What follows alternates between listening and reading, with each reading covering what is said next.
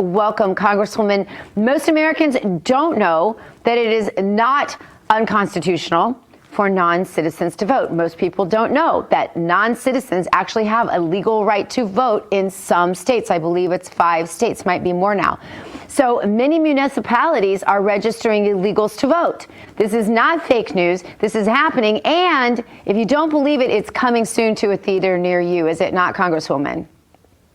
Yeah, well, what's interesting is I did a Freedom of Information law request and got a contract for one of the migrant shelters that are being run in New York City. The one, in matter of fact, where they kicked out veterans and senior citizens from the facility and then turned it into a shelter with the city. So it's truly outrageous. But when you read the contract, it says very clearly that these contractors that run the shelter have to provide voter registrations to all persons, not citizens. And that's the difference here. And that's why the city's defense is just either they have a really bad lawyer or they're just lying to the public. But the bottom line here is what the contract says is all persons have to be registered to vote. And the other thing is, in another page of that contract, the contractors cannot ask citizenship status.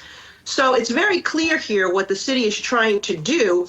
And they can't really hide behind the fact that they're saying it's only for citizens. Again, they didn't say that in the language. It says all persons. But in addition, when de Blasio is out the door, he actually passed a law that would allow individuals who are here to be able to register to vote after just 30 days residing in New York, if they have a green card or if they have work eligibility, right? Why is there such a push right now to get status for these individuals who come illegally over the border to be able to have work authorization? Well, this is one of the reasons. And so it's very clear what the city's trying to do here. We sued, we stopped that law from taking effect, and then Mayor Adams appealed the decision, and we are now in court continuing that battle. Wow. But it just goes to show you that this is Mayor Adams' intention. Why else would he appeal the lawsuit?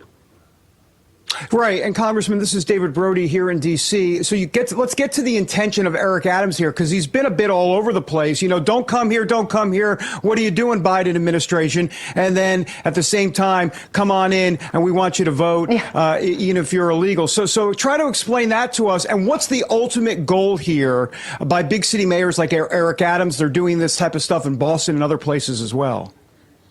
Yeah, look, the bottom line here is that the mayor's speaking from two sides of his mouth, right? On one hand, he's telling rightfully the Biden administration that we need help, that stop this flow. We need a decompression strategy. He won't say the word secure the border. And then on the other hand, the mayor keeps incentivizing individuals to come illegally and to come to New York City by offering free housing, free legal services, free laundry services, all sorts of incentives that, quite frankly, citizens don't even get. I mean, they're even going so far as to giving free, college tuition and things like that, that, some middle-class families do not receive or not eligible for that assistance.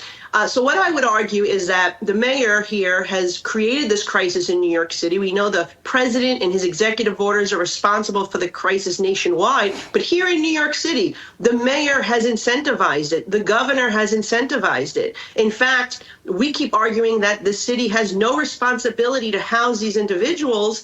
And the mayor keeps arguing us on that, even when a court judge ruled with us and reaffirmed what we've been saying all along. There is no right to shelter in New York City that applies to citizens of other countries. So the mayor could stop this today.